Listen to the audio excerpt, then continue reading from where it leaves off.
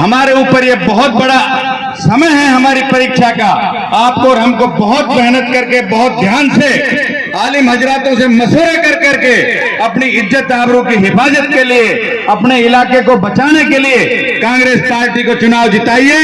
अगर भारतीय जनता पार्टी का राज इस इलाके में और इस क्षेत्र में, इस राजस्थान में आ गया तो ना आपकी दाढ़ी सुरक्षित है, ना बहन बेटियों की इज्जत सुरक्षित है, ना टोपी सुरक्षित है, ना हम सुरक्षित हैं। मैं ईमानदारी से कहना चाहता हूं आप लोगों से, भारतीय जनता पार्टी को रोकने के लिए मैं मानता हूं कि छोटी मोटी गलतियां हमारी मंत्री जी ने करी होंगी, लेकिन मेरे भाइयों, आलिम आदमी बैठे हैं, हमारा दीन इस्लाम भी ये कहता है कि हमें माफ कर देना चाहिए। तो आज आप लोगों से कहना चाहता हूं कि छोटी गलतियों के चक्कर में बड़ा गलती मत कर देना, वरना आपको पछताना पड़ेगा।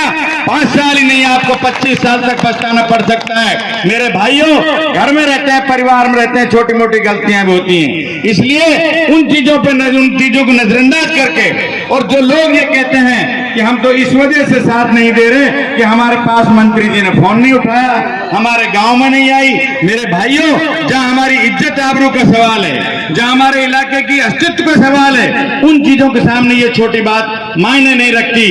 इसलिए आप लोगों से कहना चाहता हूं, निश्चित रूप से गांव-गांव में आज जाहिदा खान जी कैंडिडेट नहीं है, आप और हम सब कैंडिडेट हैं। अड़ोसी को, पड़ोसी को, सबको समझा दीजिए कि हमें कांग्रेस पार्टी को जिताना है। कांग्रेस पार्टी वो बगीचा है जिसमें 36 तरीके के फूल रहते हैं। आज आप इस मंच पे देख रहे हैं कितना सुशोभित है। यहाँ गुजर भाई बैठे हुए हैं, या जाट भाई बैठे हुए हैं, या पंडित जी बैठे हुए हैं, या एससी समाज के हमारे भाई बैठे हुए हैं। आप सोचो, कांग्रेस पार्टी के टिकट पर जो इंसान चुनाव लड़ता है उसको चारों तरफ से, चारों वर्ग, सभी वर्गों से वोट मिलते हैं। चुनाव पार्टी का आदमी जीतता है, निर्दलीय आदमी कभी चुनाव नहीं जीतता।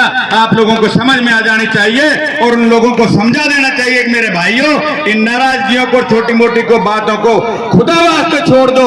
ये चुनाव हमारा बहुत परीक्षा का है, ये बहुत इंपॉर्टेंट घड़ी है। इसलिए सभी भाइयों को प्यार मोहब्बत से ला करके, अरे उस भाई को बहुतेरा मौका है, 30 साल की जिंदगी है। पहली बात तो उसने कांग्रेस के साथ भी धोखा किया, कांग्रेस से टिकट मांगा था।